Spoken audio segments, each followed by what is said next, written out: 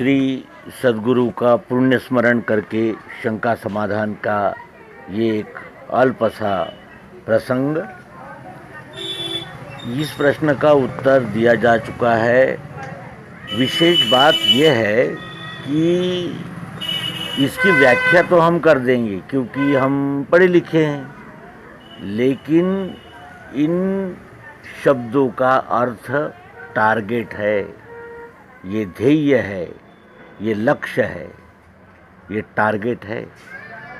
लेकिन हम भाषा शास्त्र की विद्वत्ता में उसे शब्द जंजालों में उलझा देते हैं और जिससे उन टारगेट्स तक हम नहीं जाते, केवल उसकी चिकित्सा में और उसकी साफ सफाई में ही लगे रहते हैं।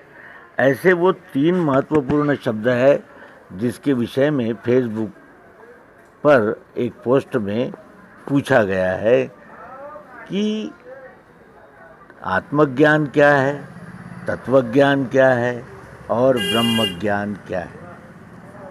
तो ये ऐसा है कि जैसे किसी को कपास चाहिए तो पहले उसको खेती में साफ करनी होगी, फिर उसके लगाना होगा, फिर उसकी देखभाल करनी होगी और उसके बाद में वो कपास के बोंड आते हैं, वो मिलते हैं, फिर उसमें से वो कपास को निकालना पड़ता है, तब कहीं कपास मिलता है। उसी प्रकार तत्वज्ञान से आत्मज्ञान होता है, आत्मज्ञान से ब्रह्मज्ञान होता है। तत्वज्ञान क्या है? पृथ्वी, जल, अग्नि, वायु, आकाश, सतोगुण और तमोगुण, सतोगुण, रजोगुण, तमोगुण, ये अष्टधा प्रकृति है। इसके 8 अंग पृथ्वी, जल, अग्नि, वायु, आकाश, सतोगुण, रजोगुण, तमोगुण, ये पंचमहाभूत और 3 गुण मिलकर प्रकृति बनती है। और तत्व क्या है? जिनसे कोई भी पदार्थ बनता है, यानी रॉ मटेरियल को तत्व कहते हैं। जैसे पृथ्वी ये महाभूत है, तत्व क्या है? गंध। पृथ्वी हर जगह नहीं है, लेकिन गंध हर जगह है। उसी प्रकार जब जब तत्व का हम दर्शन करते हैं तो क्या होता है? आत्मज्ञान होता है।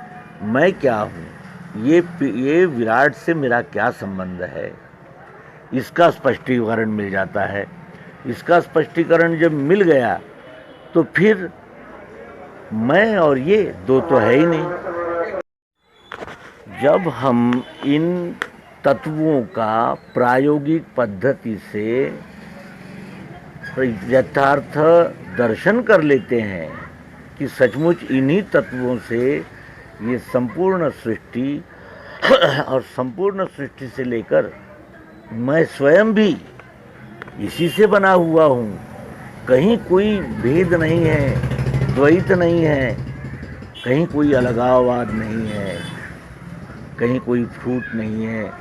खून सबका लाल, हवा सबके लिए, जल सबके लिए। ये तत्व दर्शन जब हो जाता है तब हमें आत्मदर्शन आप ही आप हो जाता है, वो करना नहीं पड़ता। क्योंकि ये जीव जब ये विराट को देख लेता है, जान लेता है, तो फिर इस विराट से मेरा क्या संबंध है, ये तो स्पष्ट हो जाता है कि पृथ्वी, जल, अग्नि, वायु, आकाश, इनसे ये ठोस शरीर बना हुआ है और हमारे मन, बुद्धि, अहंकार ये सतोगुण, रजोगुण, तमोगुण से बने हुए हैं। ये ध्यान में आते ही फिर आत्मज्ञान हो जाता है। और आत्मज्ञान जब हो गया तो फिर पिंड और ब्रह्मांड एक ही है, इस प्रकार का ये संपूर्ण ब्रह्म का ज्ञान हो जाता है। और ब्रह्म ज्ञान जब मनुष्य को हो जाता है तो फिर गया मोह, मिला धर्म कृपा से आपके मुझे, गया मोह, मोह चला जाता है और धर्म की प्राप्ति होती है। धर्म का अर्थ होता है कर्तव्य।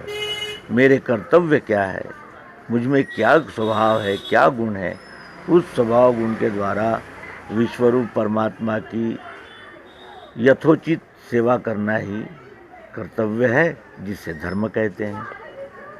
इस प्रकार ये तत्वज्ञान आत्मज्ञान और ब्रह्मज्ञान की शाब्दिक व्याख्याएं, लेकिन शब्द में पानी पानी कहने से जैसे प्यास नहीं बुझती, उसी प्रकार शब्द से ये इन शब्दों का उच्चार करने से इन शब्दों का आनंद नहीं होता और इनका ये भी नहीं होता, आकलन भी नहीं होता।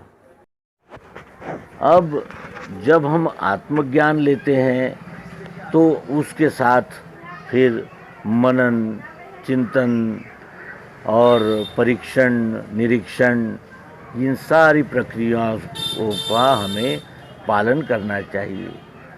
हम कहते तो बहुत हैं, लेकिन हम कितना उस अनुभव में प्रवेश करने का प्रयास करते हैं, ये तो हम खुद ही हमारा जान सकते हैं। दूसरा कोई इसके विषय में कुछ कह नहीं सकता। ये दर्पण है, इस दर्पण में अपने आप का सब पता चलता रहता है। ईश्वरः सर्वभूतानां हृदयेषु तिष्ठति भ्रामयन् सर्वभूतानि यंत्रारूढ़ानि मायया। तो ईश्वर सबके हृदय में बैठा हुआ है और यंत्र की तरह सबको चला रहा है।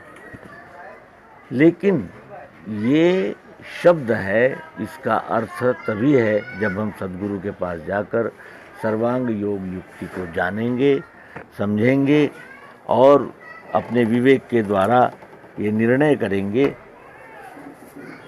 निश्चय करेंगे तभी। तो यहाँ इस शंका के समाधान का अवधि पूरा होता है। धन्यवाद। नर्मदा।